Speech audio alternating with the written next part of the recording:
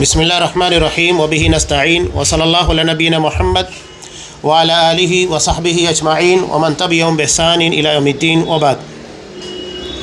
قال اللہ تبارک وتعالی وقال ربکم ادعونی استجب لکم ان الذین یستکبرون عن عبادتی سیدخلون جہنم داخرین۔ تمام قسم کی تعریفات اللہ رب العالمین وحدہ لا شریک کے لیے لائق و زیبا ہے، جو ساری کائنات کا تنہا خالق و مالک ہے، اور بے شمار درود و سلام ہو اللہ کے آخری نبی جناب کریم محمد رسول اللہ صلی اللہ علیہ وسلم کی ذات مقدسہ پر۔ محترم سامعین، صاحب کتاب شیخ عبدالرزاق بن عبد المحسن البدر حفظہ اللہ نے یہاں پر جو ذیلی عنوان قائم کیا ہے وہ ہے اللہ تعالیٰ کا دعا کرنے والوں کی دعاؤں کو قبول کرنا۔ جو بھی دعا مانگی جا رہی ہے اللہ اس کو قبول کرتا ہے۔ اور اس کے بعد انہوں نے جو آیت نقل کی، مشہور آیت جو دعا کے ضمن میں بارہا آتی ہے اور آتی رہے گی کہ وقال ربکم ادعونی استجب لکم، تمہارے رب نے فرمایا مجھے پکارو میں تمہاری دعاؤں کو قبول کروں گا۔ ان الذین یستکبرون عن عبادتی سیدخلون جہنم داخرین، کہ بے شک وہ لوگ جو میری عبادت سے تکبر کرتے ہیں ان قریب ذلیل ہو کر جہنم میں داخل ہوں گے۔ تو اللہ نے یہاں پر دعا کے بارے میں کہا کہ تم دعائیں مانگو میں قبول کروں گا، تو اللہ دعا قبول کرے گا یہ وہ کہہ رہا ہے، اور وہ خود کہہ رہا ہے کہ دعائیں مانگو مجھ ہی سے مانگو میں تمہاری دعا قبول کروں گا۔ یہاں صاحب کتاب نے ایک بہت پیارا قول نقل کیا حضرت سفیان ثوری رحمہ اللہ کا۔ یہ فرماتے ہیں کہ اے وہ جو اپنے بندوں میں سے اس سے زیادہ محبت کرتا ہے، جو اس سے بہت زیادہ مانگتا ہے اور سوال کرتا ہے۔ یہ خطاب کر رہے ہیں حضرت سفیان ثوری، یعنی وہ جو اللہ سے سب سے زیادہ محبت کرتا ہے، سب سے زیادہ سوال کرتا ہے، مانگتا ہے، اور وہ جو اپنے بندوں میں سے اس سے زیادہ ناراض اور غصہ ہوتا ہے، جو اس سے مانگتا اور سوال نہیں کرتا، اور اس طرح تیرے علاوہ کوئی نہیں اے رب۔ یہ حضرت سفیان ثوری کا قول ہے۔ کہنے کا مطلب یہ کہ اللہ کا سب سے محبوب پسندیدہ بندہ وہ ہے جو اللہ سے زیادہ مانگے، دعا کرے، سوال کرے، وہ اللہ کا محبوب بندہ ہے۔ اور جو اللہ سے نہیں مانگتا اللہ اس سے ناراض ہوتا ہے، اللہ اسے پسند نہیں کرتا۔ یہ اس آیت کا مفہوم ہے، اس کی تشریح ہے جو حضرت سفیان ثوری رحمہ اللہ نے بیان کی ہے۔ آگے انہوں نے ایک روایت کو نقل کیا، نبی کریم صلی اللہ علیہ وسلم فرماتے ہیں ان ربکم حی کریم، تمہارا رب بہت ہی زیادہ باحیا اور بہت کرم کرنے والا ہے۔ یستحیی من عبد، وہ بندے سے شرم کرتا ہے، حیا کرتا ہے، اذا رفع یدیہ الیہ ان یردہما صفرا، کہ بندہ جب اس کے سامنے اپنے ہاتھوں کو اٹھائے تو اس کے دونوں ہاتھوں کو خالی لوٹا دے۔ یہ اللہ کو پسند نہیں ہے، وہ بڑا کریم ہے، وہ نہیں چاہتا کہ اس کی بارگاہ میں، اس کی جناب میں اٹھے ہوئے ہاتھوں کو وہ خالی لوٹائے۔ یہ روایت بھی اس بات کی دلیل ہے کہ اللہ دعاؤں کو قبول کرتا ہے، جو بھی دعائیں ہم مانگیں گے یقیناً وہ اللہ کے یہاں پر قبول ہوگی۔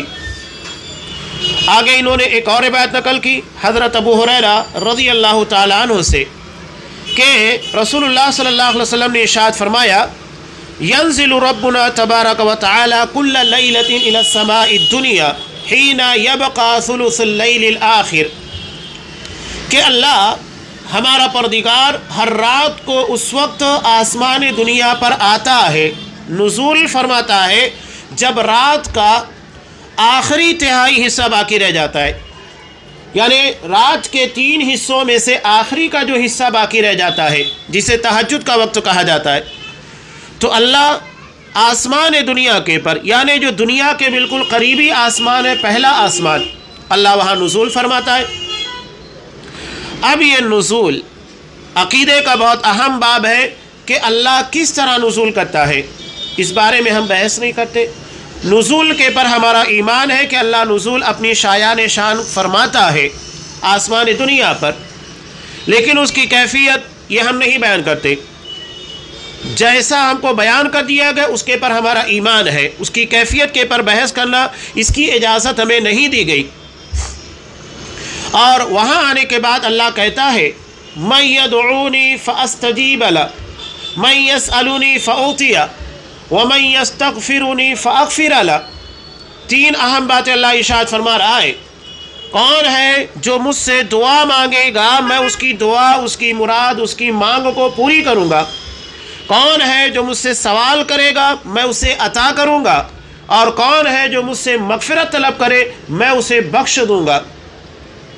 یہ اللہ خود کہہ رہا ہے، ہمیں اس بات کے لیے مطالبہ کرنے کی ضرورت نہیں۔ اللہ خود آسمان دنیا کے پر روزانہ تہجد کے وقت جب رات کا آخر تہائی حصہ باقی رہ جاتا ہے وہ نزول فرماتا ہے اور بندوں کو آواز دیتا ہے، اور یہ آواز نبی کریم صلی اللہ علیہ وسلم کی حدیث کی روشنی میں ہمارے کانوں تک پہنچ رہی ہے کہ اللہ یہ کہتا ہے۔ وہ آواز ہمیں ظاہری طور پر سنائی نہیں دے رہی ہے، لیکن اس آواز کو نبی کریم صلی اللہ علیہ وسلم نے اپنی حدیث کے ذریعے ہم تک پہنچایا ہے کہ وہ آواز یہ ہے۔ اللہ کہتا ہے کہ کون ہے مجھ سے دعا کرنے والا، وہ خود کہہ رہا ہے کہ مانگو، اور جب اللہ یہ خود کہہ رہا ہے کہ مانگو تو کیا وہ عطا نہیں کرے گا؟ یقیناً وہ عطا کرے گا جو بھی مانگا جائے، اور جو بھی سوال کریں گے اللہ وہ تمام مرادوں کو پورا کرے گا۔ اور تیسری اہم چیز مغفرت، گناہوں کی بخشش۔ پہلے دو چیزیں جو رکھی گئی ہے دعا، اس کے بعد سوال، یہ دو چیزیں ایسی ہیں انسان جس کی طرف راغب ہوتا ہے ظاہری طور پر، اور اس کے بعد تیسرے نمبر کے پر مغفرت طلب کی گئی ہے، اس لیے کہ مغفرت سے زیادہ انسان دعا کی طرف متوجہ ہوتا ہے، اور اگر مغفرت مانگنا بھی ہے تو لازمی چیز ہے کہ بغیر دعا کے آپ مغفرت نہیں مانگ سکتے، آپ کو دعا کا سہارا لینا ہوگا، دعا کریں گے تو بخشش ہوگی۔ تو ہر چیز کے لیے رابطہ، وسیلہ یہی دعا ہے، اس کے بغیر ہم اللہ تک اپنی مراد کو اور اپنی باتوں کو اور اپنے مطالبات کو نہیں رکھ سکتے، چاہے وہ مغفرت کا ہو، زندگی کی پریشانیوں کا ہو، نجات کا ہو، یا خوشحالیوں کی طلب کے لیے ہو، ہر چیز دعا کے راستے سے اللہ کے سامنے پیش کی جائے گی۔ آگے ایک حدیث جو کہ متواتر ہے، جسے 28 اصحاب کرام نے روایت کیا ہے۔ تواتر کا مطلب یہی ہے کہ کوئی حدیث اتنی زیادہ تعداد میں روایت کی جائے یا اس کے راوی اتنی تعداد میں ہو بیان کرنے والے، جس کے بارے میں یہ شبہ ہی نہ ہو کہ ان سے کوئی خطا، کوئی غلطی سرزد ہو سکتی ہے، ناممکن ہے۔ اتنی بڑی جماعت، اب 28 لوگ بیک وقت، اور ایک صحابی کا بیان کرنا بھی کافی ہے، لیکن یہ محدثین کے یہاں پر تواتر کی ایک قسم ہے جس کو یہاں پہ لا کر بیان کیا جا رہا ہے۔ حدیث قدسی ہے، یعنی جس حدیث میں اللہ بیان فرما رہا ہے۔ حدیث موقوف وہ ہوتی ہے جس میں صحابی کسی چیز کو بیان فرمائے یا کوئی عمل کرے، وہ موقوف ہوتی ہے۔ اور مرفوع وہ حدیث ہوتی ہے جس میں اللہ کے رسول صلی اللہ علیہ وسلم کسی چیز کو بیان فرمائے یا آپ کے کسی عمل کو بیان کیا جائے۔ اور حدیث قدسی جس میں نبی کریم صلی اللہ علیہ وسلم اللہ سے حدیث کو بیان کرے کہ اللہ فرماتا ہے، تو یہ حدیث قدسی ہے، اللہ فرما رہا ہے۔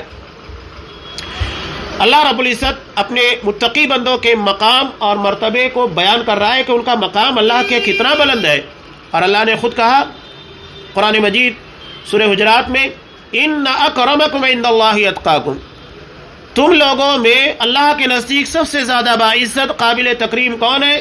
جو جتنا زیادہ متقی ہوگا، جتنا زیادہ گناہوں سے بچنے والا، جتنا اللہ سے ڈرنے والا ہوگا، اتنا بڑا متقی ہوگا، اور اللہ کے یہاں پر اس کا مقام اور اس کی تکریم اتنی زیادہ ہوگی۔ اللہ فرما رہا ہے من عاد لی ولیا فقد آذنتہ بالحرب، کہ جو کوئی میرے ولی سے دشمنی مول لیتا ہے تو میں اس کے لیے اعلان جنگ کر دیتا ہوں۔ یہ اعزاز، یہ مقام ہے اللہ کے ولیوں کا۔ ولی کون ہوتا ہے؟ قرآن مجید نے صاحب بیان کیا کہ اللہ کے ولی کون ہوتے ہیں؟ الذین آمنوا وکانوا یتقون۔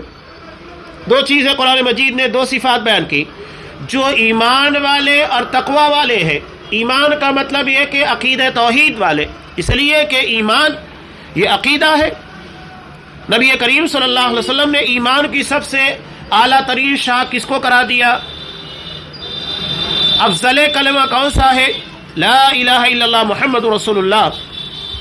آپ نے بیان فرمایا کہ الایمان بضع و ستون او 70 شعبہ، کہ ایمان کی 60 یا 70 سے زیادہ شاخیں ہیں، اور سب سے بلند ترین جو شاخ ہے وہ ہے لا الہ الا اللہ، کلمہ توحید کا اقرار کرنا. یہ سب سے اعلیٰ ترین شاخ ہے.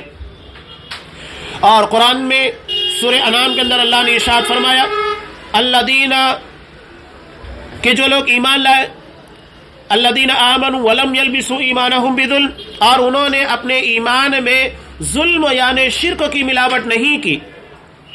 یہاں ایمان کے مقابلے میں شرک کو لایا گیا ہے. اس کا مطلب یہ ہے کہ شرک کے مقابلے میں توحید ہے، اور ایمان کا مطلب ہی توحید ہے. اللہ کی وحدانیت، اللہ کو اکیلا ماننا، اس کی ذات، اس کی صفات میں، اور صرف اسی کی عبادت کرنا. اب یہاں اللہ جو بیان فرما رہا ہے ولیوں کے بارے میں، اب یہاں پر لوگوں نے پتہ نہیں کس کس کو اللہ کا ولی بنا دیا، نعوذ باللہ. بہت افسوس ہوتا ہے، اور قرآن مجید کی آیت نعوذ باللہ ان کے پر چسپا کرتے. ہم کون ہوتے ہیں ڈیسائیڈ کرنے والے کون اللہ کا ولی ہے؟ ہو سکتا ہے کہ ظاہری اعتبار سے جو ہمارے سامنے بہت متقی پارسا نظر آ رہا وہ نہ ہو، اس کا باطن اس کے بالکل خلاف ہو. تبھی تو قیامت کے دن معاملہ یہ ہوگا کہ ایک شہید کو، ایک عالم کو، ایک فیاض اور سخی کو لایا جائے گا، اور تینوں کے تینوں کو جہنم میں پھینک دیا جائے گا، اس لیے کہ انہوں نے اپنی ساری خدمات اور سارے عمل کو اللہ کی رضا کے لیے نہیں، لوگوں کے لیے کیا تھا. مسلم کتاب الامارہ کی مشہور روایت ہے، جس حدیث کو بیان کرنے سے پہلے حضرت ابو ہریرہ رضی اللہ تعالیٰ عنہ 3 مرتبہ بے ہوش ہو گئے تھے.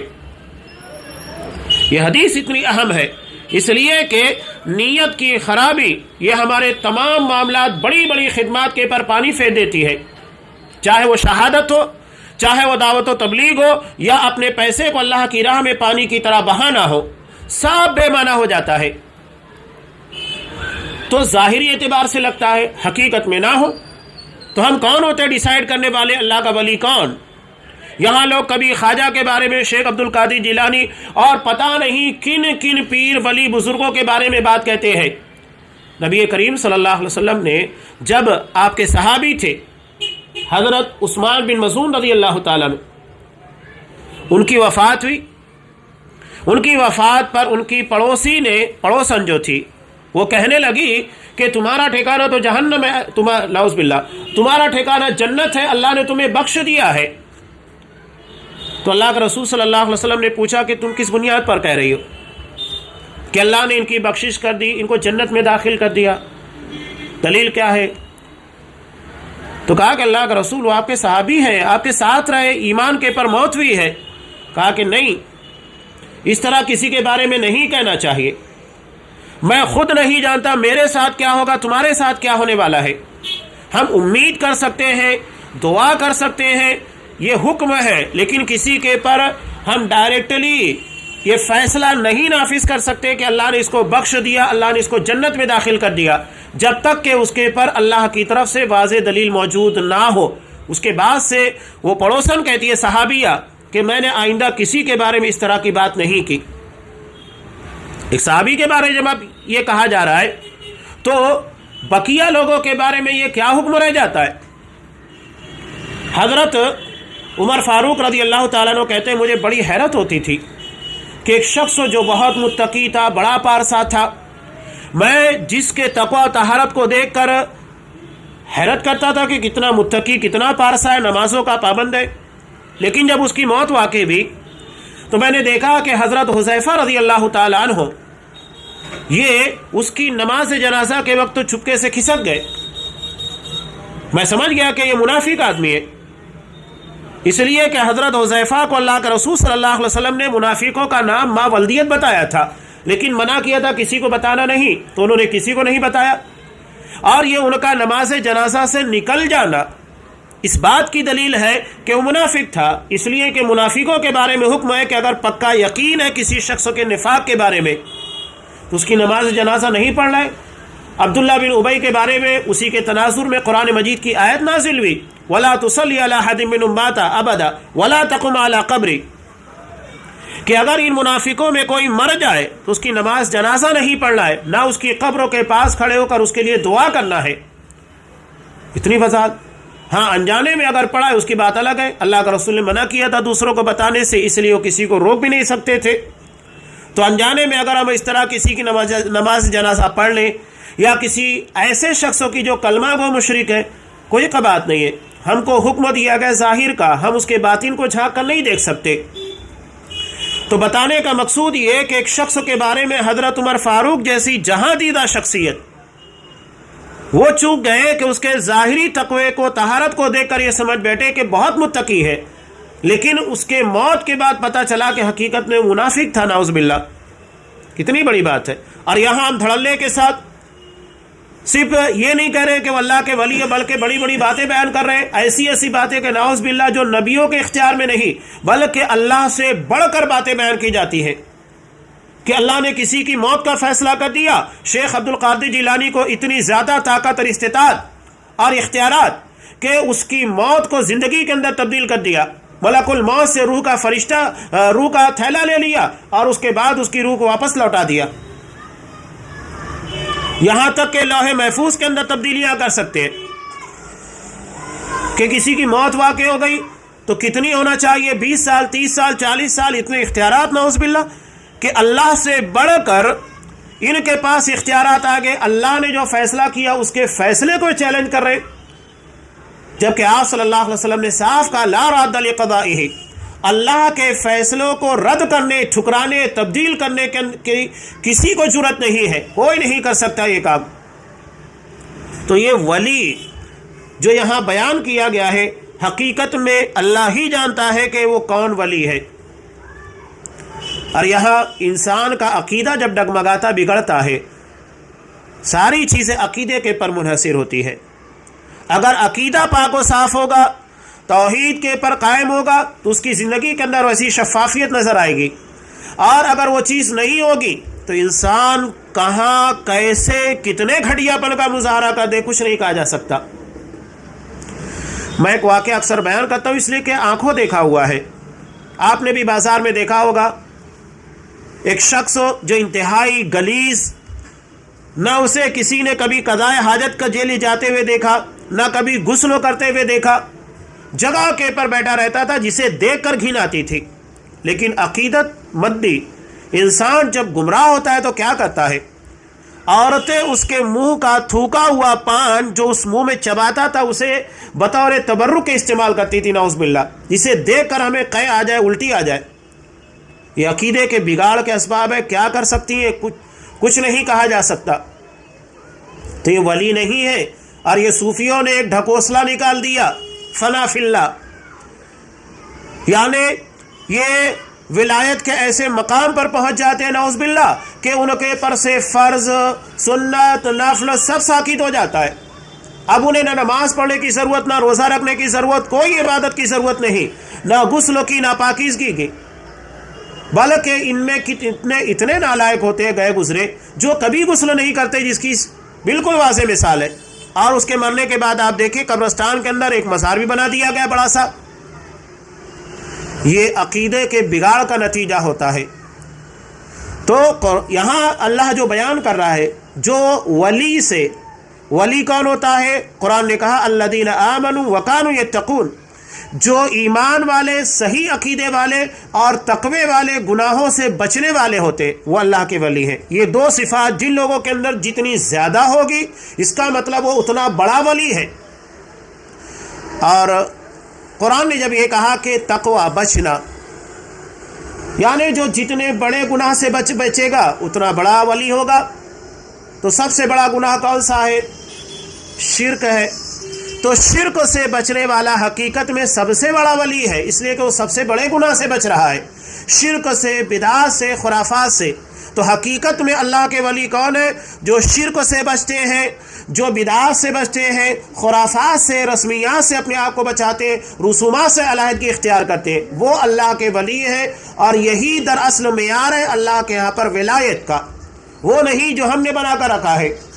ولی کون ہوگا؟ اللہ نے جب ولی کی اصطلاح بتائی ہے تو وہی طے کرے گا کہ ولایت کے مقام پر کون آ سکتا ہے۔ ہم کون ہوتے ہیں طے کرنے والے، ڈیسائیڈ کرنے والے؟ کون ولی، کون متقی، کون پارسا؟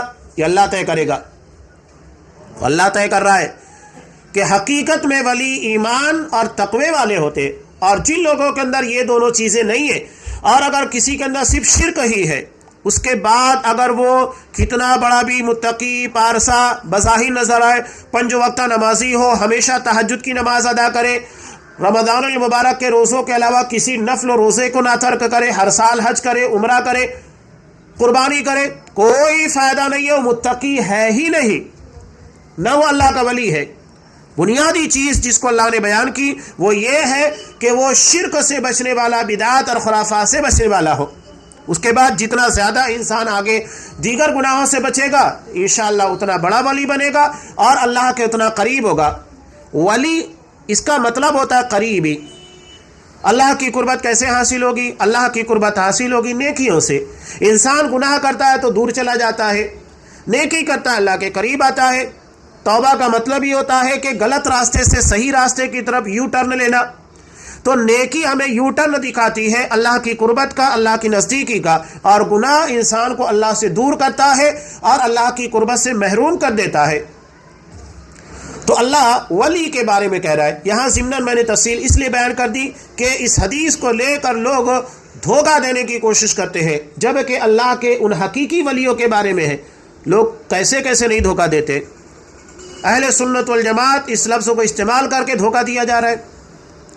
دھوکہ دیا جاتا ہے، مزاروں کے پر کلمہ توحید لگا ہوا ہے، لا الہ الا اللہ محمد رسول اللہ، نیچے شرک ہو رہا ہے 24 گھنٹے، کھلا کھلا دھوکہ دیا جا رہا ہے۔ تو یہ دھوکہ ہے۔ تو حقیقت میں ولی وہ ہے جو ایمان اور تقوی والا ہو۔ تو اللہ کہہ رہا ہے اگر کوئی میرے ولی سے دشمنی کرتا ہے، بغض رکھتا ہے، تو میں اس سے اعلان جنگ کر دیتا ہوں۔ تو اللہ کے ولیوں سے دشمنی نہیں لینا چاہیے۔ ہمارے یہاں پر ایک عام اصول ہوتا ہے کہ اگر دو لوگ انتہائی قریبی جگری دوست ہیں تو ان میں سے کسی ایک کو اگر پریشان کیا جائے، تکلیف دی جائے، تو ہوتا کیا ہے، اس کے ساتھ میں رہنے والا وہ بھی آپ سے دشمنی لے گا، اس لیے کہ آپ اس کے دوست کو تکلیف پہنچا رہے ہیں۔ تو اللہ کا جو دوست ہوگا تو اللہ حقیقی ولی اللہ ہے، حقیقی دوست وہ کیسے چھوڑے گا کہ کوئی اللہ کے ولیوں سے دشمنی لے اور اللہ اس کو ایسے ہی چھوڑ دے؟ اعلان جنگ ہو جاتا ہے۔ اب یہ ولایت کیسے حاصل ہوتی ہے اس کا طریقہ اس حدیث کے اندر بیان کیا جا رہا ہے کہ وَمَا تَقَرَّبَ إِلَيَّ عَبْدِي بِشَيْءٍ أَحَبَّ إِلَيَّ مِمَّا افْتَرَضْتُ عَلَيْهِ، کہ میرا بندہ جن جن عبادتوں سے میرا قرب و میری نزدیکی حاصل کرتا ہے، اور کوئی عبادت مجھ کو اس سے زیادہ پسند نہیں جو میں نے اس پر فرض کی ہے۔ یعنی جو فرض ہیں اللہ سب سے زیادہ محبت کرتا ہے فرض کی ادائیگی کرنے والوں سے۔ آپ فرض نمازیں ادا کیجئے، فرض روزوں کو رکھیے، فرض زکوٰۃ کو ادا کیجئے گا۔ اللہ نے اگر صاحب استطاعت بنایا ہے تو حج ادا کیجئے، عمرہ ادا کیجئے، قربانی کیجئے۔ تو اللہ نے جو فرض کیا ہے اللہ چاہتا ہے کہ بندہ پہلے اس کو انجام دے، یہ نہیں کہ آپ فرض کو ترک کر دے، سنت اور نوافل کے پر خوب دھیان دے، توجہ دے۔ اس کی ایک پریکٹیکلی شکل ہمیں روزانہ دکھائی دیتی ہے نماز فجر میں کہ فرض باجماعت کھڑی بھی ہے، لوگ سنت کو اہمیت دیتے، فرض کو چھوڑ دیتے، جبکہ اللہ کہہ رہا ہے کہ میرے نزدیک فرض کی اہمیت زیادہ ہے، میں زیادہ پسند کرتا ہوں کہ بندہ فرض کو ادا کرے۔ وَمَا يَزَالُ عَبْدِي يَتَقَرَّبُ إِلَيَّ بِالنَّوَافِلِ حَتَّى أُحِبَّ، اور برابر بندہ نفل یعنی فرض کے علاوہ جتنی چیزیں وہ سب نفل میں شمار ہوتی ہیں، ان کے ذریعے بندہ میرا قرب حاصل کرتا ہے، تو یہاں تک کہ میں اسے محبوب بنا لیتا ہوں، اس سے محبت کرنے لگتا ہوں۔ تو اللہ کی محبت فرض کے بعد نوافل کے اہتمام میں ہے۔ نماز فرض ادا کرنے کے بعد سنت کا نفل، یہ ایک بات یاد رکھیے گا، لوگ تھوڑا یہاں پر سمجھنے میں غلطی کا شکار ہو جاتے ہیں۔ فرض کے علاوہ جتنی بھی نمازیں ہیں وہ سب نفل ہیں۔ اب نفل میں کیٹیگری آتی ہے سنت مؤکدہ کی، سنت غیر مؤکدہ کی، یہ فرق ہے۔ یہ نہیں ہے کہ سنت مؤکدہ غیر مؤکدہ کے بعد نفل کوئی الگ چیز ہے، نہیں، فرض کے علاوہ جتنی بھی نمازیں وہ سب نفل میں آتی ہیں۔ اب نفل کا مطلب ہوتا ہے زائد، یعنی جو فرض کے علاوہ پڑھی جا رہی ہے۔ اب اس نفل کے اندر سنت مؤکدہ ہے، سنت غیر مؤکدہ۔ سنت مؤکدہ 10 یا 12 رکعت ہے جو مختلف نمازوں کے اندر ہے، چاہے اسے آپ 10 شمار کیجئے۔ اب دونوں حدیثیں ملتی ہیں، اگر ظہر کے پہلے 2 کے بجائے 4 رکعت آپ پڑھیں گے تو آپ کی 12 رکعتیں ہو جاتی ہیں، اور اگر 2 پڑھتے ہیں وقت نہیں ہے تو 10 ہے، اور دونوں ثابت ہے صلی اللہ علیہ وسلم سے سنت مؤکدہ کے اندر۔ اس کے علاوہ غیر مؤکدہ ہے کہ آپ جیسے ہی مسجد میں داخل ہو تحیۃ الوضو پڑھیں یا تحیۃ المسجد پڑھیں۔ دن اور رات میں آپ کو اجازت ہے کہ 2 رکعت کر کے آپ جب چاہیں نماز پڑھ سکتے ہیں، اجازت آپ کو دی گئی ہے۔ تو یہ نفل میں سنت غیر مؤکدہ ہے، یعنی جس کی تاکید نہیں کی گئی ہے۔ نماز مغرب سے پہلے 2 رکعت ہے، آپ صلی اللہ علیہ وسلم نے اس کے بارے میں کہا، 2 مرتبہ کہا، تیسری مرتبہ کہا کہ لوگ اسے سنت نہ سمجھ لیں، یعنی سنت مؤکدہ۔ تو نفل میں سنت مؤکدہ اور غیر مؤکدہ دونوں داخل ہے۔ فرض کے علاوہ جتنی نمازیں ہیں ان سب کو نفل ہی کہا جاتا ہے، زائد کہا جاتا ہے۔ قرآن نے تہجد کے بارے میں بھی کہا فَتَہَجَّدْ بِهِ نَافِلَةً لَكَ، اللہ کے رسول کو کہا کہ آپ تہجد ادا کیجئے، یہ آپ کے لیے نفل ہے، زائد ہے۔ تو تہجد، حالانکہ تہجد بھی سنت مؤکدہ میں ہی آتی ہے کے اعتبار سے، ان 12 رکعتوں کے علاوہ، اس لیے کہ اس کا تاکیدی حکم ہے۔ تو یہ تاکید ہے، اور آپ صلی اللہ علیہ وسلم نے فرض نمازوں کے بعد افضل نماز قرار دیا تہجد کو۔ تو افضل ہو اور وہ سنت مؤکدہ نہ ہو، یہ کیسے ہو سکتا ہے؟ اس کی تاکید آئی ہے، تبھی تو رمضان المبارک میں اس کا خاص اہتمام ہوتا ہے۔ رمضان میں بھی آپ نے اس کے بارے میں حکم دیا اور اس کی فضیلت بیان کی کہ جو شخص من قام رمضان، پورے رمضان کو صرف 27 یا 21 یا ختم کر کے لوگ نکل جاتے، وہ نہیں، آپ نے کہا پورا رمضان، من قام رمضان، جس طرح آپ نے کہا من صام رمضان، جو رمضان المبارک کا روزہ رکھے، یہ نہیں کہ رمضان میں آپ ہے تو 21 22 23 رکھے تو چل جائے گا، اسی طرح آپ نے کہا من قام رمضان، جو پورے رمضان کو قیام کرتا ہے، تراویح پڑھتا ہے، تہجد ادا کرتا ہے، اس کے لیے بارے میں آپ نے کہا غفر له ما تقدم من ذنبه، اس کے سابقہ گناہ صغیرہ کو معاف کر دیا جاتا ہے۔ تو یہ فرق ہے مؤکدہ اور غیر مؤکدہ کا۔ تو یہاں پر اللہ تبارک و تعالیٰ نے کہا کہ بندہ نفل کے ذریعے میرا قرب حاصل کرتا ہے تو میں اسے اپنا محبوب بنا لیتا ہوں۔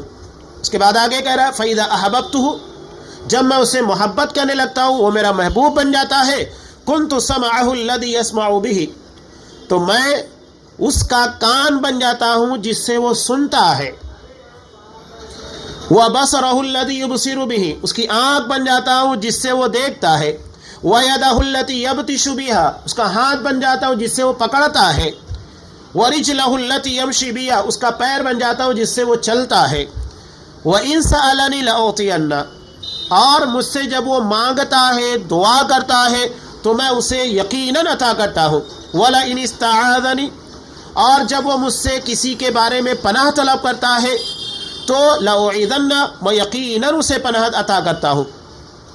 اب یہاں اس حدیث میں میں نے کہا کہ صوفیہ اور گمراہ لوگ اس کے غلط معنی کو اخذ کرتے ہیں ولایت کے باب میں۔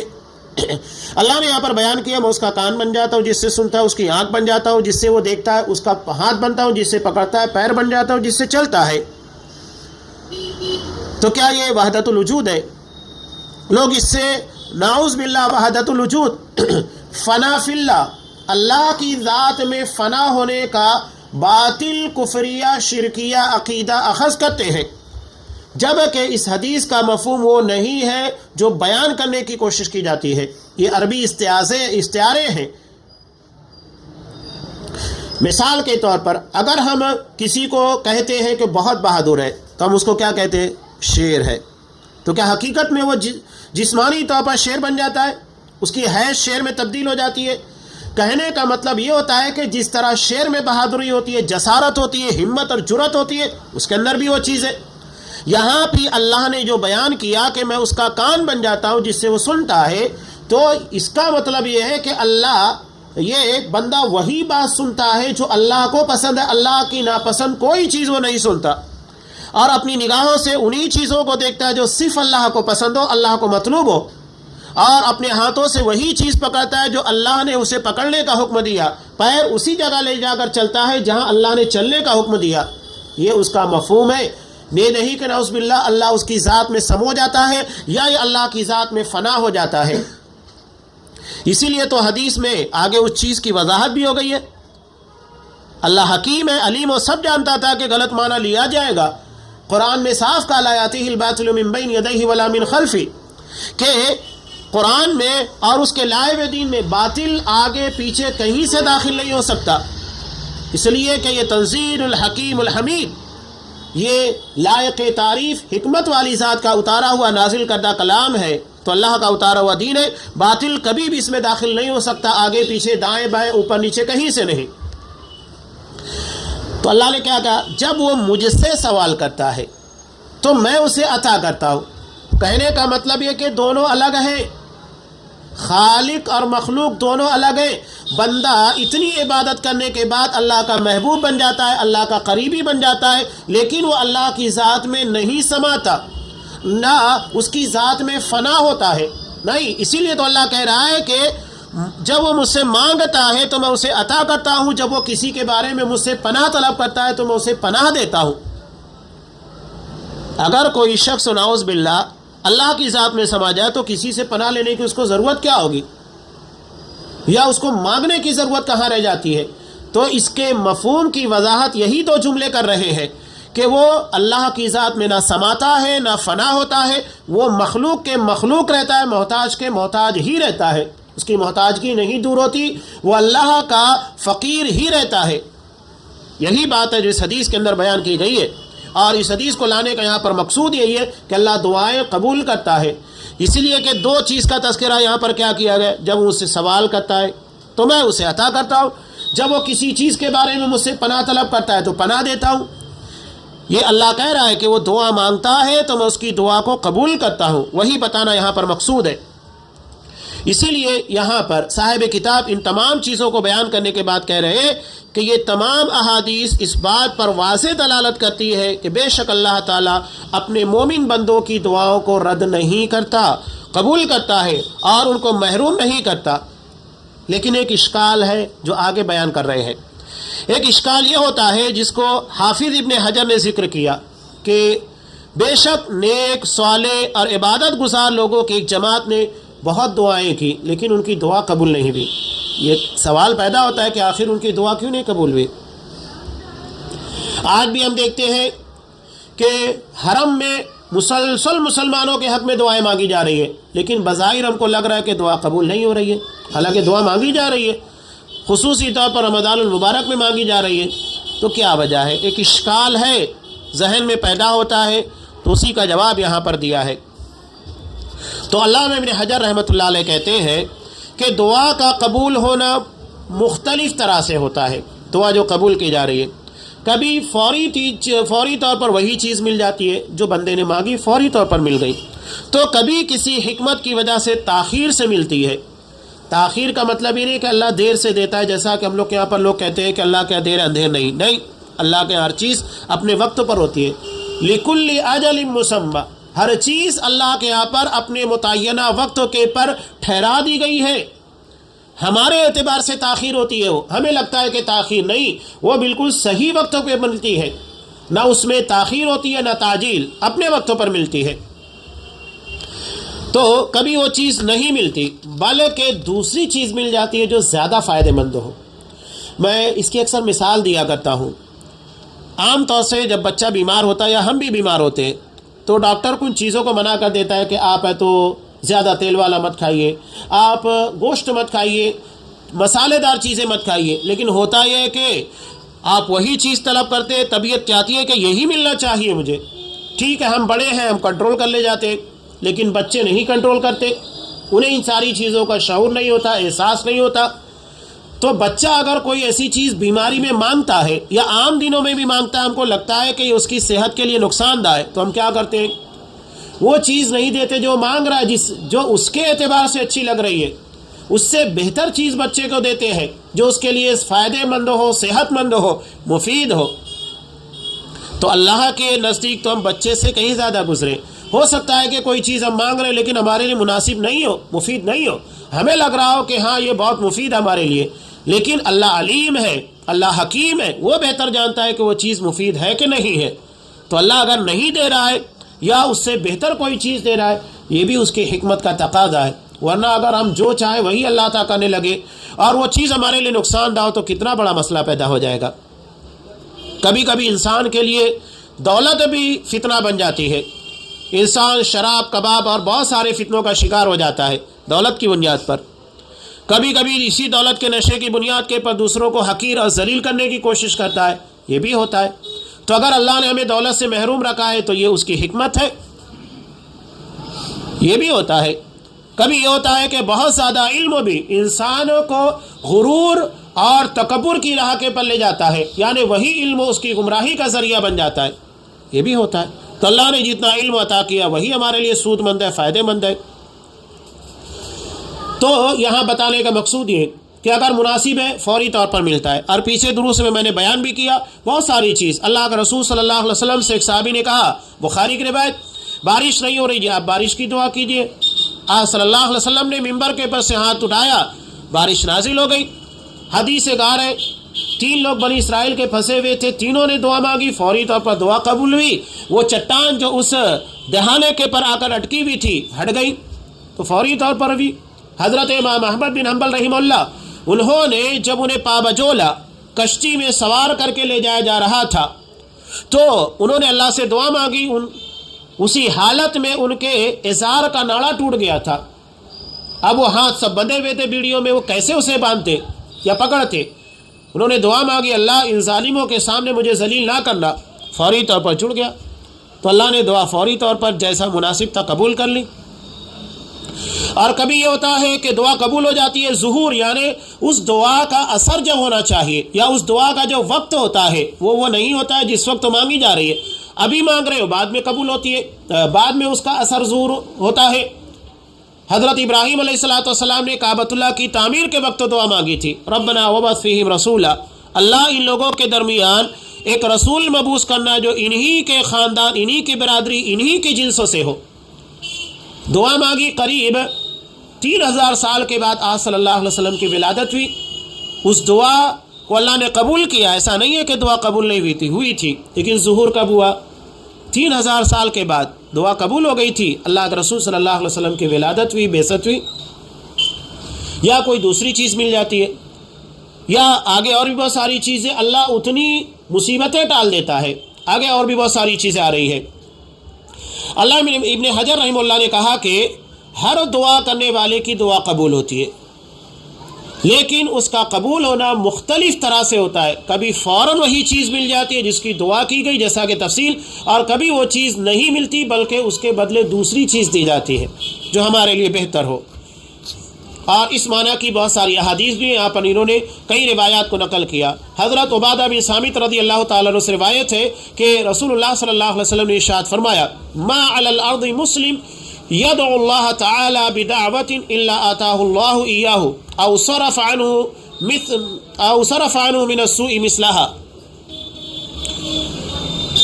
زمین پر کوئی بھی مسلمان ایسا نہیں ہے جو کوئی بھی دعا کرتا ہو اور اللہ وہ چیز اسے نہ دیتا ہو، وہ چیز عطا کرتا ہے یا اس کے بدلے اس کے برابر کی اس کی کوئی برائی یا مصیبت دور کر دیتا ہے. ہماری زندگی میں کیا برائیاں، کیا مصیبتیں آنے والی ہم نہیں کہہ سکتے، اللہ بہتر جانتا ہے. تو اللہ تعالیٰ کو معلوم ہے تو اللہ اتنی مصیبتوں کو دور کر دیتا ہے، اس لیے کہ جو چیز ہم مانگ رہے ہیں اس سے زیادہ اہم ہماری مصیبت. مثال کے طور پر ہم اللہ تبارک و تعالیٰ سے کوئی نعمت کا سوال کر رہے ہیں یا دنیا کی کسی نعمت کا مطالبہ کر رہے ہیں تاکہ ہم اس کی بنیاد کے پر دنیا میں سکون کے ساتھ اور اطمینان کے ساتھ رہ سکیں. لیکن اس نعمت کو ملنے کے بعد مثال کے طور پر آپ کو اچھا کاروبار چاہیے، اچھا مکان چاہیے، یہ ہوتا ہے. لیکن اگر آپ کو صحت ہی ساتھ نہ دے تو اچھے مکان یا اچھے کاروبار سے آپ کو کیا فائدہ؟ بہت سارے لوگوں کے پاس بہت دولت ہوتی ہے، جیب میں لاکھوں روپے موجود ہیں، ہزاروں روپے موجود ہیں، لیکن کیا آپ آم کے سیزن میں بہت زیادہ چاہت کے بعد آم کھا سکتے ہیں؟ نہیں، اس لیے کہ آپ کو شوگر ہے، اور وہ شوگر آم کے کھانے کے بعد آپ کے لیے نقصان دہ ہو جائے گی، بہت زیادہ بڑھ جائے گی، آپ اس اسٹیپ پر ہے ہی نہیں کہ اس کا استعمال کر سکے۔ تو آپ نے دولت مانگی، اللہ نے دولت عطا کر دی، لیکن اس دولت کا آپ استعمال کر پا رہے ہیں نہیں۔ اس کے مقابلے میں اگر آپ نے دعا مانگی کہ اللہ نے اس دعا کو سن لیا، قبول کر لیا، اس کے بدلے میں آپ کی زندگی سے اتنی مشکل پریشانی یا آپ کی زندگی میں آنے والی کوئی بیماری دور کر دی، تو یہ اس سے زیادہ فائدہ مند ہے۔ تو اللہ بہتر جانتا ہے، وہ علیم ہے، وہ حکیم ہے، کیا چیز میرے بندے کے لیے زیادہ مفید ہے وہ عطا کرتا ہے۔ آگے دوسری روایت نقل کی حضرت ابو سعید الخدری رضی اللہ تعالیٰ عنہ سے مروی، رسول اللہ صلی اللہ علیہ وسلم نے فرمایا کہ ما من مسلم يدعو بدعوۃ ليس فيها اثم ولا قطيعۃ رحم الا آتاه الله بها احدى ثلاث، کہ بندہ کوئی بھی مسلمان اللہ سے جب دعا کرتا ہے جس میں گناہ، رشتہ داری کو کاٹنا یہ نہ پایا جائے، یعنی کسی گناہ کی اللہ سے دعا نہیں کر سکتے کہ آپ کو کوئی گناہ کرنے کی توفیق مل جائے، یہ دعا نہیں ہونا چاہیے، اللہ اس دعا کو قبول نہیں کرتا، صاف کا اللہ کا رسول نے۔ اور دوسری بات قطیعۃ رحم، رشتہ داری کو کاٹنا، اپنے بھائی سے تعلقات خراب کرنے یا اپنے ماں باپ سے یا اپنے دیگر رشتہ داروں سے، نہ یہ دعا قبول نہیں ہوگی۔ صاف کہا کہ اگر یہ دونوں چیزیں اللہ اس کو قبول نہیں کرے گا۔ اللہ دعا میں اچھائیوں کو قبول کرتا ہے، بھلائیوں کو قبول کرتا ہے۔ تو تین میں سے کوئی ایک چیز اس کو یقیناً ملتی ہے، اما ان یعجل له دعوتہ، جو دعا اس نے مانگی تھی وہی عطا کر دیا گیا، واما ان یدخرها فی الآخرہ، یا تو آخرت میں اس کے لیے ذخیرہ کر دیا گیا، اس کا اجر آخرت میں دیا جائے گا، واما ان یصرف عنہ من السوء مثلها، یا اللہ اس دعا کی برکت سے اتنی برائیاں، اتنی پریشانیاں اس کی زندگی سے نکال دیتا ہے۔ تو صحابہ نے کہا کہ اذا نکثر، تو ہم بہت دعائیں مانگیں گے۔ تو اللہ کے رسول صلی اللہ علیہ وسلم نے کہا اللہ اکثر، اللہ بھی بہت نوازنے والا، بہت عطا کرنے والا ہے۔ ایسا نہیں ہے کہ خوب کثرت سے دعائیں مانگی جائے تو اللہ نہیں دے گا، جتنا مانگو گے اس سے کہیں زیادہ عطا کرے گا۔ تو دعا میں کبھی بخیلی نہیں کرنا چاہیے۔ اب صاحب کتاب کہتے ہیں کہ ان احادیث میں اللہ کے رسول صلی اللہ علیہ وسلم نے خبر دی کہ اگر دعا ظلم و سرکشی کا سوال کرنے سے خالی ہو، جیسا کہ گناہ یا رشتہ داری کو کاٹنا، تو اللہ تعالیٰ مطلوبہ چیز کو فوراً عطا کرتا ہے، دے دیتا ہے، یا دیر سے بعد میں جب مانگا گیا۔ دیر اس کا مطلب یہ ہے کہ جب مانگا گیا اس کے بعد دی جا رہی ہے، بندے کے اعتبار سے تاخیر ہو رہی ہے، تو اس سے بہتر چیز عطا کرتا ہے، یا اس کے بدلے اس سے کسی مصیبت و پریشانی کو دور کر دیتا ہے۔ اس سے یہ بات واضح ہوئی کہ دعا کا قبول ہونا یہ عام اور وسیع ہے، مطلوبہ چیز کا ملنا کے ملنے سے۔ جو چیز آپ نے مانگا ہے وہی چیز نہ ملے، یہ ضروری نہیں ہے کہ دعا میں صرف وہی ملے، بلکہ اس کے بدلے اس سے بہتر مل سکتی ہے، بیماریاں دور کی جا سکتی ہے، پریشانیاں دور کی جا سکتی ہے۔ ابھی دو اہم چیزیں ہیں دعا کے تعلق سے کہ آخر دعا کیوں قبول نہیں ہوتی، یا اس کے اثرات، یا اس سے متعلق جو چیزیں ہیں وہ انشاءاللہ آئندہ دروس میں بیان کے جائیں گے جب بھی موقع رہا، کہ دعا کا قبول ہونا کچھ شرطوں کے ساتھ ہے۔ جیسا کہ نماز بھی آپ پڑھتے ہیں اس کے لیے شرط ہے وضو، بغیر وضو کے آپ پوری زندگی نماز پڑھیں گے ایک بھی نماز قبول نہیں ہوگی، شرط ہے۔ تو جب وہ شرط پوری ہوگی تو آگے کی چیزیں آپ کی مانی جائے گی، تو جب شرط پوری ہوگی تو آپ آگے سوچ سکتے ہیں۔ تو شرائط کو پورا کرنا ضروری ہے، تو آگے اس چیز کی تفصیل انشاءاللہ بیان کی جائے گی۔ اللہ تبارک و تعالی ہماری دعاؤں کو جو ہم مانگتے ہیں شرف قبولیت بخشے، اور ان دعاؤں کی برکت سے تو علیم ہے، تو حکیم ہے، بہتر جانتا ہے۔ جو چیز ہم مانگ رہے ہیں اگر وہ بہتر ہے تو ہمیں فوری عطا کر، یا اس کے بدلے میں ہماری زندگی کی تکالیف اور مشکلات کو، پریشانیوں کو دور کر دے، یا اس سے بہتر چیز ہمارے لیے عطا فرما، نہیں تو اسے ہمارے لیے ذخیرہ آخرت اور آخرت کی نجات کا ذریعہ بنا۔ آمین۔ وآخر دعوانا الحمد للہ رب العالمین۔